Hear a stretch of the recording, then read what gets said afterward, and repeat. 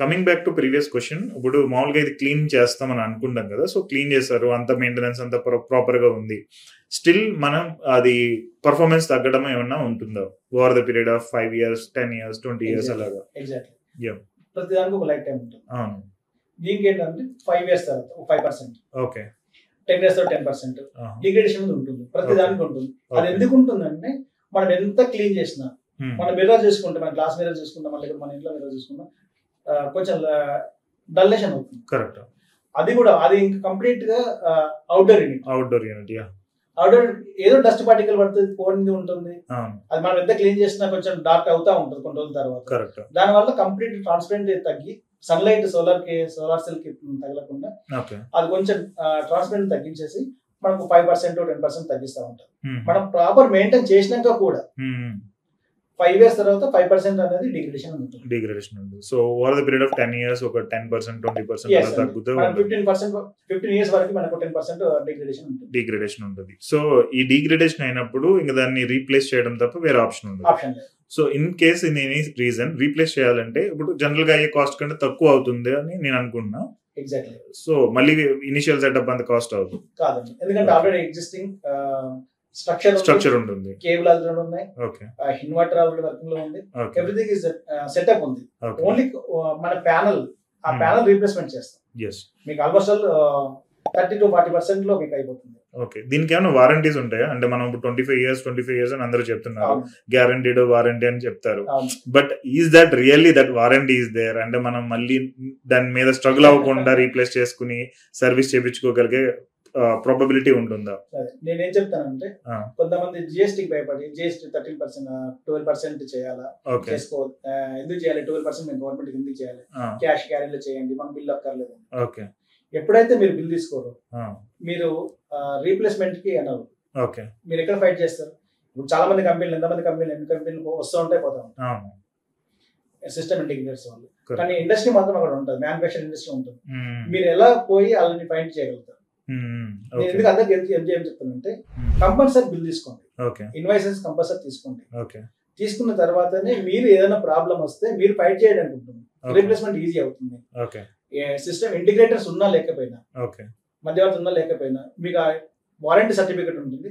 ఆ warranty certificate invoice so company దగ్గర తీసుకున్నాను, కంపెనీ దగ్గర మీ దగ్గర ఉంచింది, నా సీరియల్ నంబర్, మీరు డైరెక్ట్ గా కంపెనీకి వెళ్ళేసి ఆ రీప్లేస్మెంట్ తీసుకోవడం ఛాన్స్ ఉంటుంది. ఒకవేళ వాళ్ళు కూడా ఇవ్వలేరు అనుకుంటే మీ దగ్గర ప్రూఫ్స్ అన్ని ఉన్నాయి కాబట్టి కోర్టుకి వేయచ్చు, ఆ ఛాన్సెస్ ఉంటాయి. కానీ ఏది తీసుకోకుండా నేను నాకు రీప్లేస్మెంట్ కావాలి, నాకు వారంటీ కావాలంటే, క్లెయిమ్ కావాలంటే కాదు. కంపల్సరీ మీరు ఇన్వాయిస్ తీసుకోవాలి, తీసుకున్న తర్వాత నాకు క్లెయిమ్ అవుతుంది. ఓకే, యాక్చువల్గా ఈ రిలేటెడ్ ఫైనాన్షియల్స్ అవి కొన్ని చెక్ చేయాలి. ఎందుకంటే నా దగ్గరికి ఒక ఐ థింక్ 2 years బ్యాక్ ఒక కాలేజ్ వాళ్ళు వచ్చారన్నమాట. సో కాలేజ్ మొత్తం సమ్ 1000+ స్టూడెంట్స్ ఉన్నారు.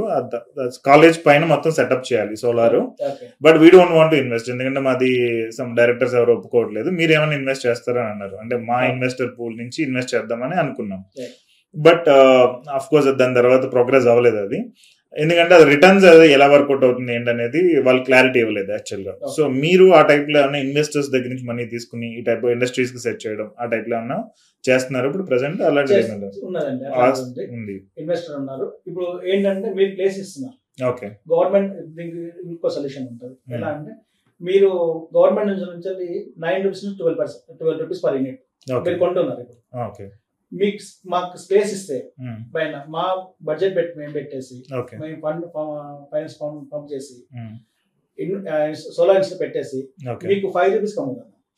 అంటే బెనిఫిట్ అక్కడ 6 to 7 rupees పర్ యూనిట్ ఉంది. అట్లా మేము 10 to 15 years వరకు మేము మా కంట్రోల్ తీసేసుకొని కంప్లీట్ గా మీకు ఆ రోజు వాల్యూ ఎంత ఉందో అంత వాల్యూకి మీకు వదిలేసేస్తాం ఫ్రీ ఆఫ్ కాస్ట్ లో. Okay, great. ఆ స్కీమ్ ఉంది. ఇది కూడా కాదు మాకు, లేదు మాకు ఫైనాన్స్ మాకు మొత్తం మీరు చేయండి, మీరు ఇన్వెస్టర్ పెట్టేసి మేము ఎవ్రీ మంత్ మేము పే చేస్తాం, యాజ్ ఏ ఎలక్ట్రికల్ బిల్లు వాళ్ళ కట్టేది మీకు కట్టేస్తా ఉంటాం, అది ఈఎంఐ బేస్ కన్వర్ట్ చేయండి. మేము దాన్ని కూడా ఆ స్కీమ్ లో కూడా మేము చేస్తాం.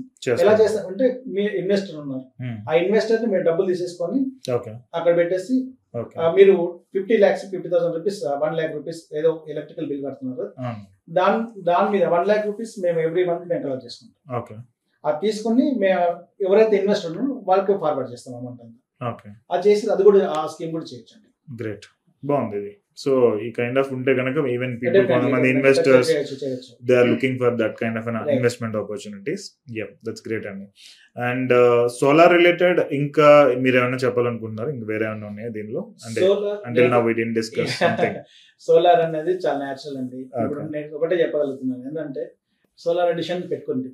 ఆ సోలార్ ఎందుకంటే నేచర్ ఫ్రీగా ఇస్తుంది, భగవంతుడు మనకు ఫ్రీగా ఇస్తుంది. దాని పక్క యూజ్ చేసుకుందాం. నెక్స్ట్ జనరేషన్కి ఏదైతే ఉందో దానికి వాళ్ళకి మన జనరేషన్కి మనం ప్లాట్ఫామ్ అనేది ఇవ్వాలి. మన బాధ్యత కూడా అది, సోషల్ మన బాధ్యతగా మనం చేయాలి. ఇప్పుడు అందరూ క్లైమేట్ చేంజ్ చేస్తున్నాం, మనం ఏం చేయక్కర్లేదు, సోలార్ పెట్టుకోండి. ఆ పెద్ద ఇన్వెస్ట్మెంట్ కూడా కాదు. మీరు ఏదైతే కరెంట్ బిల్ కట్టుతారో లోన్ తీసుకోండి, కరెంట్ బిల్ కట్టేది ఈఎంఐ కట్టండి. ఈఎంఐలో మీకు అయిపోతుంది, అది 4 yearsలో అయిపోతుంది, 4 to 5 yearsలో అయిపోతుంది. నెక్స్ట్ 25 years మీరు ఎంజాయ్ చేయండి ఫ్రీ ఆఫ్ కాస్ట్తో. అది మీరు ఎంజాయ్ అనుకోకుండా నెక్స్ట్ జనరేషన్కి ప్లాట్ఫామ్ ఇస్తున్నాం, మంచి ల్యాండ్ ఇస్తున్నాం, పొల్యూటెడ్ లేని ల్యాండ్ ఇస్తున్నాం, మనం పొల్యూటెడ్ లేని హెయిర్ ఇస్తున్నాం, పొల్యూటెడ్ లేని వాటర్ ఇస్తున్నాం అని ఒకటి గుర్తుపెట్టుకోండి. సోషల్గా నేను చెప్పగలను అదే, ఇది కొంచెం బాధ్యత తీసుకొని సోలార్ని ఎంకరేజ్ చేయండి. Great, that's great. And coming to your personal, మీ దానికి వచ్చేటప్పటికి what inspired you to start this journey solar? చెప్పండి సార్, అకోని సోలార్ ఎనర్జీ ప్రైవేట్ లిమిటెడ్ అనేది 2020లో మేము స్టార్ట్ చేసాం.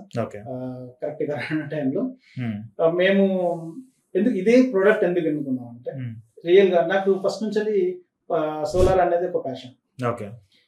ఫ్రీ ఎనర్జీ అనేది న్యాచురల్ ఫ్రీగా ఇస్తున్నప్పుడు ఎందుకు దాన్ని కన్వర్షన్ చేసుకోలేకపోతున్నాం, ఎనర్జీని, సో నేచురల్ ఎనర్జీని ఎందుకు కన్వర్ట్ చేసుకోలేకపోతున్నాం అన్న ఉద్దేశంతో మనం సోలార్ ప్రోడక్ట్ ని సెలెక్ట్ చేసుకోవాల్సి ఉంది.